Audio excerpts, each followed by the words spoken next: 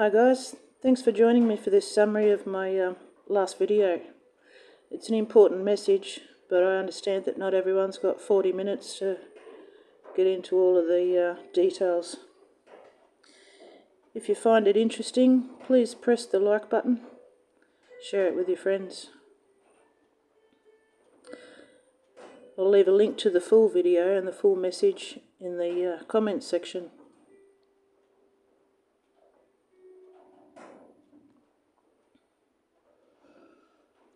All religions have a pagan, polytheistic origin.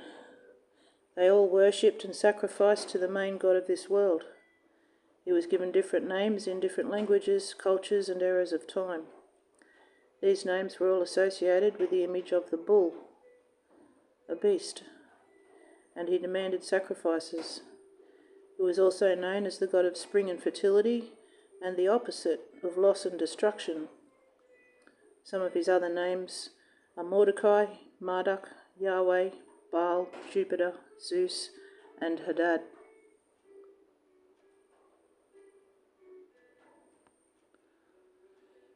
You might notice that some of these names are associated with the Jews of Israel.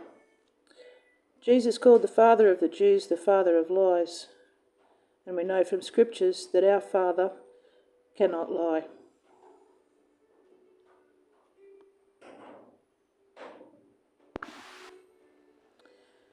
So 111 is the number of a name, Hadad, also spelt with a H.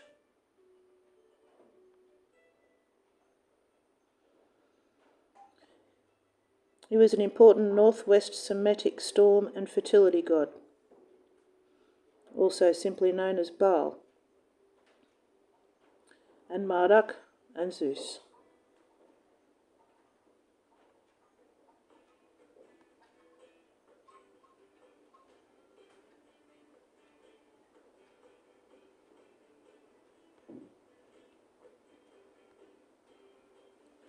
Bull worship was common in many cultures, and some believe that Yahweh, the national god of the Israelites, was associated with or pictured as a sacred bull. Among the Canaanites, some of who would become the Israelites, the bull was widely worshipped.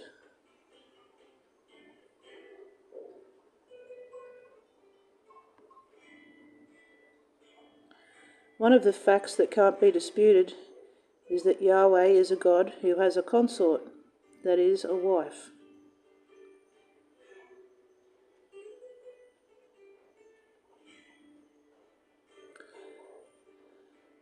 She is also known by different names such as Eostri, Ostara, Esther, Ishtar, Inanna and Asherah. The story of Esther and Mordecai in the Bible has no historical records to verify it as an actual event. And Mordecai and Esther are actually Marduk and Asherah.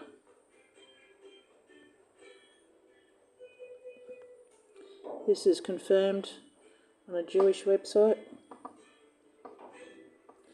From the time of the ancient Israelites until now, the Jewish people have continued to maintain their pagan traditions. The people throughout history have been denied the truth of Jesus because the people who run the country still idolise and worship and depend on the gods of their ancestors. For example, why do they wear that black box on their forehead, and why does this make me think of the Kaaba?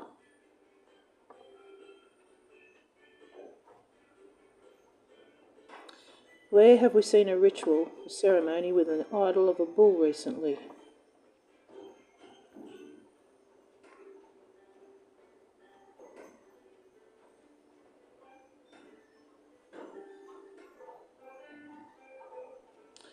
Important people within the elite, the rulers of this world, have been disappearing lately.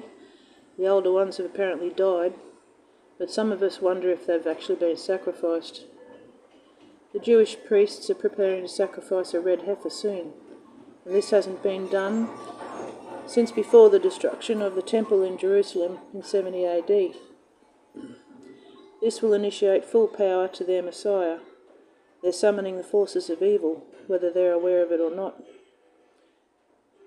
The sacrifice will be on the Mount of Olives, which is considered a holy place.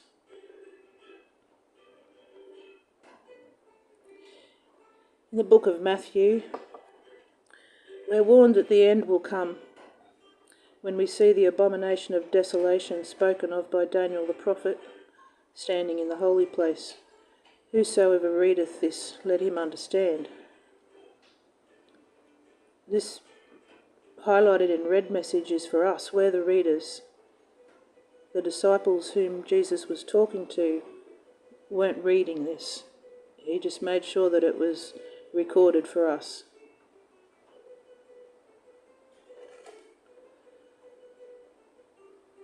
"111, Aphemetos." This is the number for lawless, illegal, criminal. Also used for the word abominable. The meaning is a custom, what is acceptable because it is accepted. To be used properly means it is not acceptable based on the prevailing custom or ordinary practice. So who will be at the sacrifice? The person who will receive the power of Satan? There's a few possible dates for the sacrifice. By the Jewish sabbatical calendar, Easter Saturday is actually the Red Heifer Sabbath.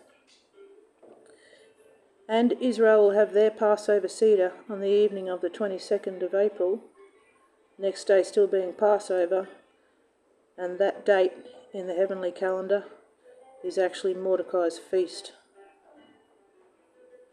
By the Satanic ritual calendar, the 30th of April is the Feast of the Cross, which includes sacrifice. 11:11, Balak is the name given to a devastator. And this is what he does.